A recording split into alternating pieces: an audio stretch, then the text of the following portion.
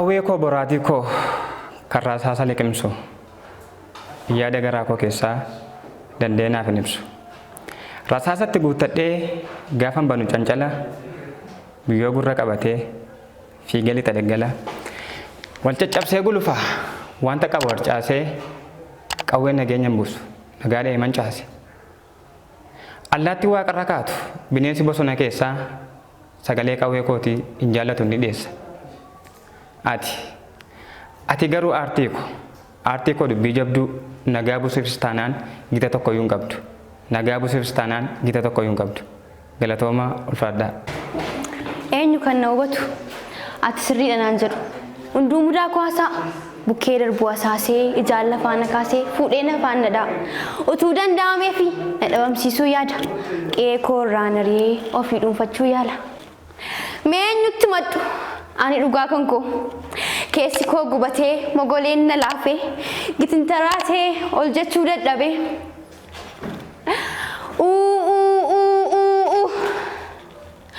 jedhee madduula naagoo laba maala akka nama firaaf lammii hin qabne namarraa adda ba'ee qobaasaa jiraatu maafan akkas ta'a naafis barri nufa yeroon birmadummaa ol jedhanii mul'achuu. Lafti koo misooma daraaree abdiin koo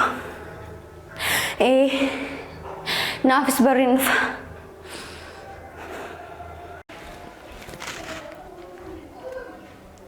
Bada diggaa nan goome hora abbaa koo durna saami.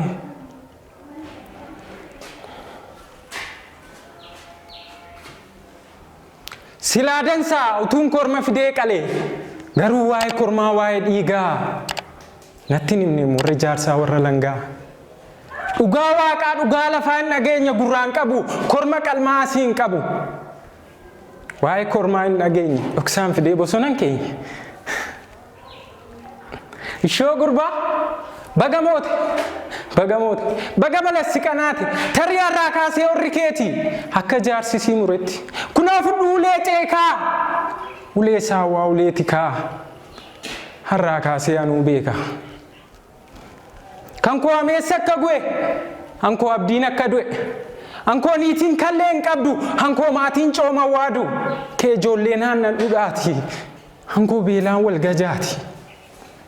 Kee qomoon abbaa horaa koo qomoon abbaa garaa kee ijoolleen abbaa karraa koo ijoolleen abbaa daaraa.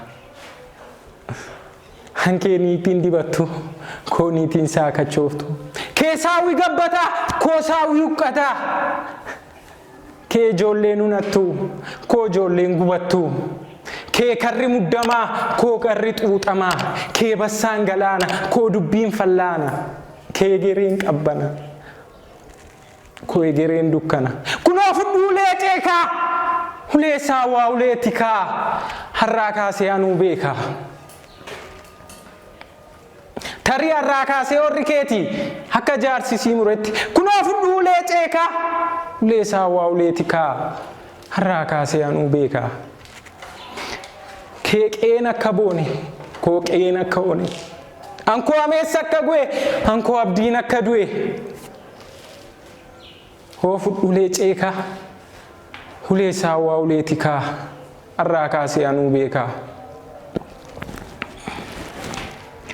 Jiruun keessan bagoof kale garuu korman qabu ittiin qalu morman dhabu hora dhabee ba'een galu. Dhiiga cobsuun erga warri dhuunfaa ta'e aloloo kan kololaa ta'e xurii aaru dhangalee gaafa xiiqii gaafa qalmaa anu korma. Dhiiga cobsuun erga warri dhuunfaa ta'e aloloo kan kololaa ta'e xurii aaru dhangalee korman qabu ittiin qalu morman dhabu hora dhabee ba'een galu.